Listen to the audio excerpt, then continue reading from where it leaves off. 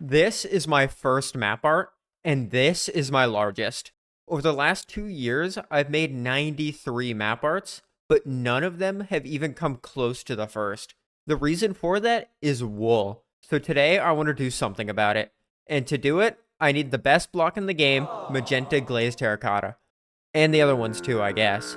But to do this is going to take a lot of clay, and to prove that it's the wool and nothing else, I'm going to make a map art that I couldn't have with wool. And before we worry about getting the clay, the first thing I want to do is actually clean up the storage area here.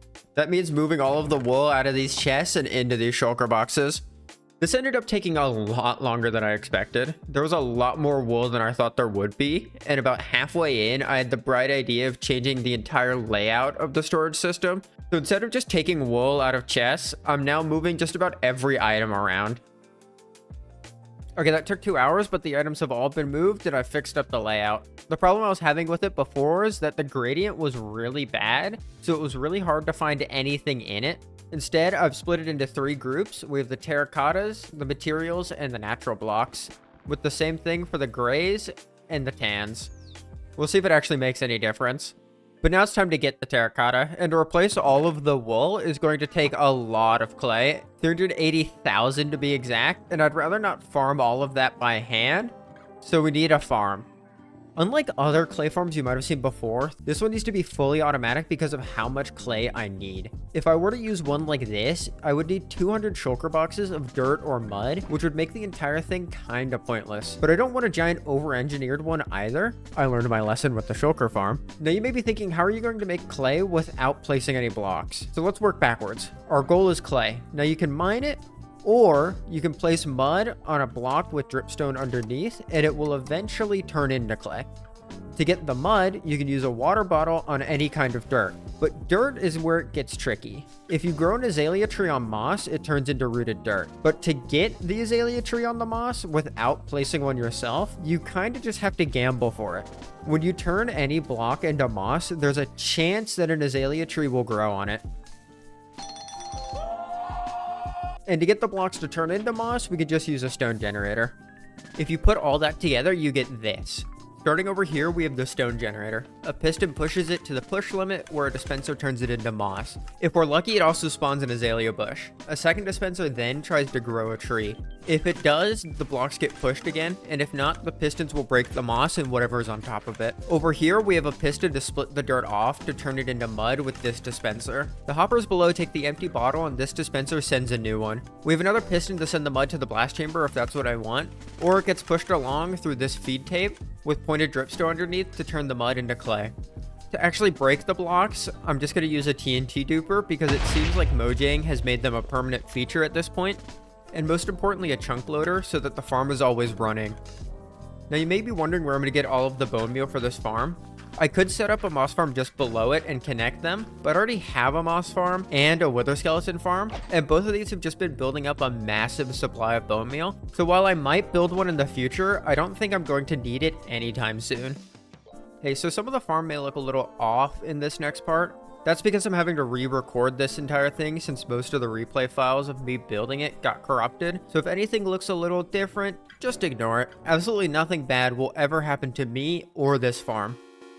I don't want to leave an ugly redstone machine out in my world, but I'm not the best at building, so I borrowed some bits and pieces from a factory B00 built in his survival world. I really like the dirty old brick look he got, and I'd also never done this flat transition between colors, so I really wanted to learn and practice this style, and I think it turned out pretty well. Up close, the bottom is maybe a little too noisy, but from far away it's not that terrible. The only big problem I have with it is the area around the farm. I know that I want to put other things in this area on the island and the other bank of the river, but I don't really know what yet, so I'm just leaving it open for now so I don't end up having to destroy things in the future. And if you have any ideas of what I should put in this area, comment them below.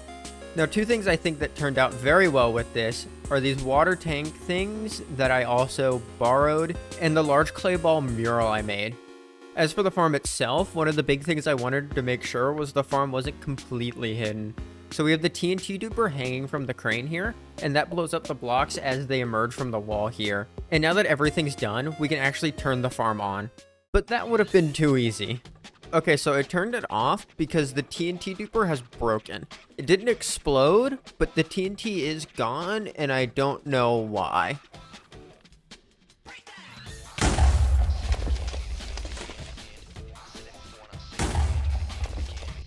Okay, I was testing it, and I thought I'd fixed it, and it's fully exploded. And now I really don't know what's happening. It looks like the TNT was getting stuck on something around here, but I don't really know what, and so I'm just not going to rebuild it. But it's working now, and I'm really not going to question it. What's going on? What's going on? What? I don't understand what's going on here.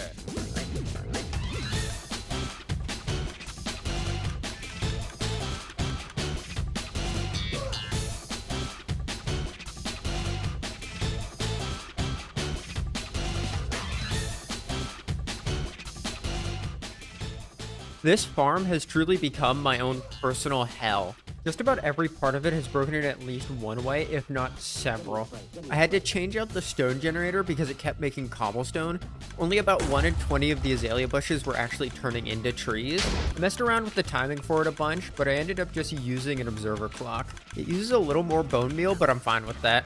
The items in the chunk loader kept despawning, so I had to switch designs. Then a zombie piglin spawned in it, and I had to switch again. The crafter for the clay would break if the TNT blew up more than one block, so that had to get completely rebuilt. The old dripstone feed tape somehow wasn't long enough and some mud was getting through, so I just made it way bigger. That now lets me place my own azalea bushes on the moss as well. Sometimes the bottom oak log wasn't getting destroyed, so I had to lower the TNT duper. And overall, I ended up having to purge the entire thing of stone or cobblestone at least 7 or 8 times. But I have had the whole thing running for over 24 hours now, leaving the area and even logging out of the world, and nothing else is broken, so I think it's time we can finally move on. Now, if you're looking for an automatic clay farm like this, keep looking. I've put a download for it in my Discord server, but honestly, you might be better off just using it as a starting point and designing your own. I've had to force it into this building, and that has made some parts of it worse than they should be. We have the clay, but now we need a way to turn it into terracotta. I used to have some furnaces here that I would have running while I was making map art, and I think I want to do the same thing, but bigger. Originally, I was going to design my own furnace array until I found this design by Cubic Meter that was exactly what I wanted, so I'm going to be building that instead. And to save you from another time lapse, here it is. Ignore the scaffolding and kind of weird place that it's in. I have a larger build plan for this area, and I just worked the smelter into it. Now, for the map art I want to make today, we're going to need about 5 shulkers of clay. Now, I had a lot in storage, so thankfully we didn't have to let the clay farm run for all that long to get it.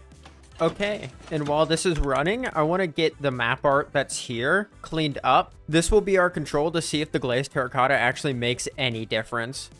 This ended up taking about 2.5 hours, which is pretty much average for how long it takes to clean up one of these map arts. Depending on what it's made of, it could take anywhere from an hour to 5 hours to clean up. So any improvement is going to make a massive difference. Okay, with the map art cleaned up and the glazed terracotta smelted and put into storage, we can start on the map art. Now this one isn't going to be as large as my first one, but it's a lot closer than anything else I've made. And the image I've chosen to build is this scene from Cyberpunk Edge Runners. Ever since I watched the show, I thought it'd look really cool as a map art, but I didn't want to waste it on something smaller like a 2x2. And this is still going to take a very long time to build, so let's get started. And while I do that, now is probably a good time to explain how map art works and why wool is so terrible. Every map is 128 by 128 blocks. Each block is 1 pixel. There are 161 colors that pixel can be depending on what block is there. You can also change the shade of that pixel by moving the block north of it, up or down to get a lighter or darker shade. This is why all of my map art have those staircases. And for all of this, wool is great, which is why I used it in the first place, and why every map art uses it. The problems come in with cleaning up map art, which is something most map art makers don't do, because either they're only making one, or it's an anarchy server where all the blocks are just duped and it doesn't matter. And this is where the problem with wool is. While it may be cheap and easy to build with, it's gotten really annoying to clean up. The first problem is shears. They are just awful. You may think it's because of how long it takes to break wool, but actually with efficiency 5, wool is instant mineable. The problem is the durability. One pair of shears has 238 durability, and I can hear you saying, well, why don't you just put Unbreaking on it? And I do. The issue is it doesn't make any difference. Unbreaking 3 gets it to about 1,000 uses, but a netherite pickaxe has about 8 times that much. The other problem is much more nitpicky, but uses a lot more time. With shears, there are 5 different tools that I need to carry around when I'm breaking map art, but it's really more like 3 since the shovel only has 1 block and the hoe only has 2, so eliminating one of them will, hopefully, make a massive difference.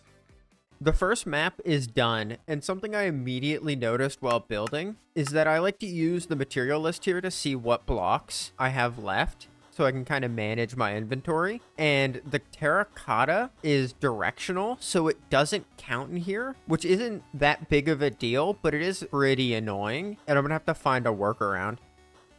Future me from the edit here. I was about to go on a long-winded rant about how I was going to fix this, but it's completely pointless. About 2 weeks after I finished this entire video, in the settings for Litematica, I found this. Material list ignore state. And it does exactly what I was complaining about here. I don't know when it was added or how long it's been here, but I've been using Litematica for 2 years now and have never noticed. Now this map isn't going to be the best test to see how much of a difference the glazed terracotta is making, since about a quarter of the map is just missing. But it'll be a good way to kind of see how it feels, and if it kind of feels like it's making a difference, which is maybe more important than actually making one. Okay, so the map art is cleaned up, and I didn't look at how long it took, but it definitely felt a lot easier to do than with shears. Pretty much as soon as I started, I just got into the flow of it and didn't stop, which is different than with shears when I was constantly swapping them out. But there's still a lot of map left, so let's just get it done and then see how much difference it really makes.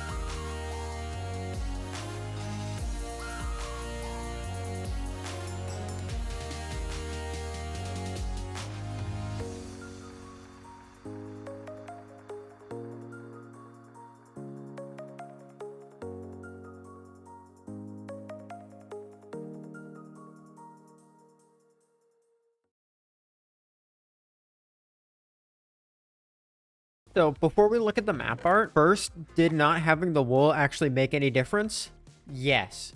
It shaved anywhere from about 30 minutes to an hour off of the time of cleaning up the map arts, and it also just felt a lot better. And that's really what I was hoping for out of this. The shears really are the worst thing in the game, and not having them was very nice. One of the hardest things about making the map art tends to be cleaning them up. It's really hard to get into that flow state, and so not having the shears really does help. And the clay farm itself, while I was building all of the map art, made about 10 shulker boxes of clay that I've smelted and put into the storage. The map art itself turned out incredible. I'm not sure where I'm going to put it yet, but it's very satisfying to just stand here and look at it. While it did take a month to build, my first one took a month and a half, I think, and this one has a lot more kind of black carpet space on it than this one did. All of the black on this map was all blackstone I placed by hand. So for it to take less time to build it along with less time to clean up is a really good sign.